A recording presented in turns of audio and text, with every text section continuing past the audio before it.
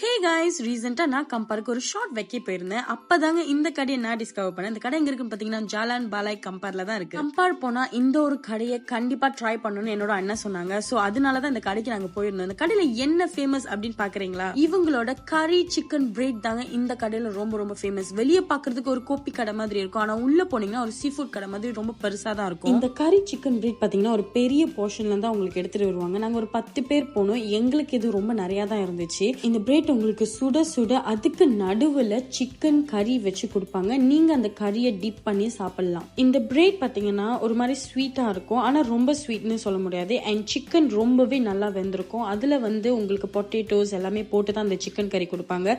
பர்சனலா எனக்கு இந்த ரொட்டி ரொம்பவே பிடிச்சிருந்துச்சு. சம்திங் நியூவா இருந்துச்சு. ஏன்னா கம்பேருக்கு நிறைய வாட்டி போயிருக்கேன், ஆனா இந்த கடைக்கு நான் போனதே இல்லை. இந்த வாட்டி தான் போனேன். அது மட்டும் கிடையாது, இவங்க கிட்ட நிறைய சைனீஸ் குவேலாம் இருக்கு, எக் டாட் அந்த மாதிரி சொல்லிட்டு நிறைய விஷயம் வச்சிருக்காங்க. அண்ட் இவங்களோட சிக்கன் பிரேட் பாத்தீங்கன்னா எவ்ரி டைம் உங்களுக்கு பேக் பண்ணி சுட சுட தான் கொடுப்பாங்க. இது மட்டும் இல்ல, நாங்க லஞ்சுக்கு போனோம்னா நாங்க தௌகே, தௌஃபு, பாவக்காய் முட்டை, ரைஸ், அதுக்கு பிறகு ஜூஸ் அண்ட் டீ ஆர்டர் பண்ணிருந்தோம். எங்களுக்கு டோட்டலா எவ்வளவு பில் வந்துச்சுன்னு பாத்தீங்கன்னா 166 ringgit and 30 cents. So overall இவங்களோட பிரைஸ் ரொம்ப ரீசனபிள்னு சொல்ல முடியாது, ஆனா என்ன கேட்டா கட்டின காசுக்கு ரொம்பவே வர்த்தா இருந்துச்சுன்னு தான் சொல்லுவேன்.